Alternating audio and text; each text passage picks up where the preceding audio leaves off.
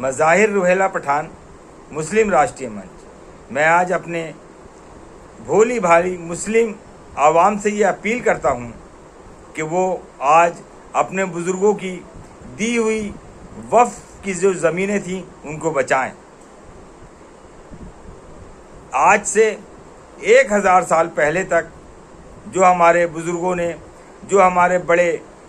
सरमाएदार या जो और बड़े ज़मींदार लोग थे, उन्होंने गरीब मुसलमानों के फलाह और बहबूद के लिए, उनकी तालीम के लिए, उनकी तिजारत के लिए, उनकी सेहत के लिए, उनके हर तरह से माशरे में मदद करने के लिए कुछ प्रॉपर्टियों को वक्फ किया था, जिसको एक कानून के ज़रिए ब्रिटिश पीरियड में और उसके बाद वक्फ कानून बनाया गया और वो पूरी ज़मीनें वक्फ के अंडर में आ गई। आज हमारे देश में सबसे ज़्यादा जो ज़मीनें सरकार के पास हैं, उसमें सेना के पास है, रेलवे के पास है, और एक बहुत बड़ी अक्सरियत तीसरे नंबर पे वक्फ की है। अगर आज उन वक्फ की ज़मीनों से मुसलमानों को सही तरह से फ़ायदा मिलने लगे, या वो उनकी आमदनी या वो जगहें कौम के काम आ जाएं, तो वो एक बहुत बड़ी अक्सरियत जो आज गरीबी और पिछड़ेपन में है, वो एक उभर के आएगी और माली और कारोबारी हालात से मजबूत होगी। आज से पहले सरकारों ने जो वक्फ बोर्ड बनाए थे, वो वक्फ के मुतवल्ली हों या वक्फ के चेयरमैन हों या वक्फ प्रॉपर्टियों को जो ज़िला और शहर लेवल पे देख रहे हैं, उन्होंने उनको खुर्द-बुर्द किया है। आज की जो मौजूदा सरकार है, उसने एक उम्मीद जगाई है, उम्मीद, और वो चाहती है कि इस हिंदुस्तान की जो सबसे बड़ी अक़लियती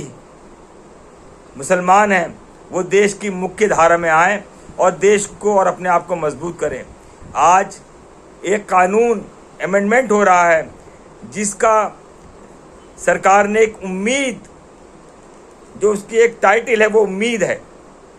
और उसका पूरा है एकीकृत वक्फ प्रबंधन, एकीकृत वक्फ प्रबंधन, सशक्तिकरण, दक्षता और विकास अधिनियम, ये उसका एक नाम दिया गया है। आप उस नाम को सोचें। इसी नाम को मुत्तहदा वक्फ इंतज़ामात व इख्तियारात बनाने की कारगुजारी और तरक्कियात एक्ट, आप समझें। इस एक्ट की जो एक एक लफ्ज़ है उसका मतलब समझें। इसको इंग्लिश में जो नाम दिया है unified Waqf management empowerment efficiency and development act. इस कानून को उम्मीद आज जो हमारे मुस्लिम रहबर हैं, चाहे वो सियासी हों चाहे मजहबी हों, वो इस चीज़ का विरोध कर रहे हैं, क्योंकि वो जानते हैं कि हमारी जो कौम है, जिसको हमने पढ़ने नहीं दिया, जिसको जाहिल रखा, जिसको मजदूर बनाया, जिसको पिछड़ा बनाया, जिसको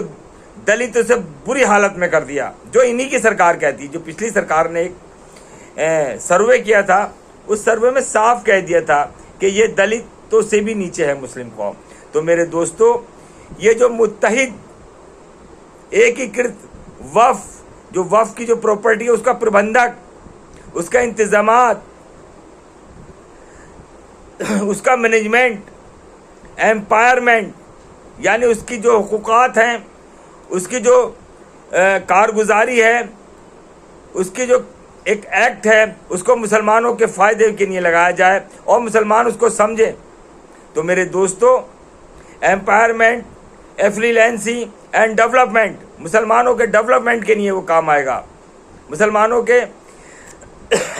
फ़ायदे के लिए, मुसलमानों की तालीम। क्या आप मुझे बता सकते हैं कि आज वक्फ की प्रॉपर्टी से कितने मुसलमानों की बच्चियों की शादी हो गई, कितने मुसलमान बच्चों की फ़ीस इकट्ठी हो गई, कितने मुसलमानों के लिए अस्पताल बनाया गया, कितने मुसलमानों के लिए स्कूल बनाया गया, कितनी यूनिवर्सिटियाँ बनाई गई, कितने मुसलमान बच्चों को तालीम के लिए बाहर भेजा गया, या कितने मुसलमानों को उस वक्फ की प्रॉपर्टी से मकान दिए गए। मेरे भाइयों, आंखें खोल के वक्त को पहचानते हुए वक्त के साथ चलें, और जो मौजूदा सरकार ने एक एक्ट लाया है, जिसको उम्मीद एकीकृत वक्फ प्रबंधन, सशक्तिकरण, दक्षता और विकास अधिनियम, मुत्तहदा वक्फ इंतजामात व इख्तियारात बनाने की कारगुजारी और तरक्याती एक्ट को मजबूत करें, उसका समर्थन करें और सरकार के साथ खड़े होकर इसको मजबूत करें। यह आपके फ़ायदे की और एक हकीकत आपको मजबूत करने के लिए देश के और मुख्य धारा में लाने का एक कदम है। आपसे मेरी अपील है कि आप भारत सरकार के साथ खड़े होकर इस एक्ट की हिमायत करें और इसको पास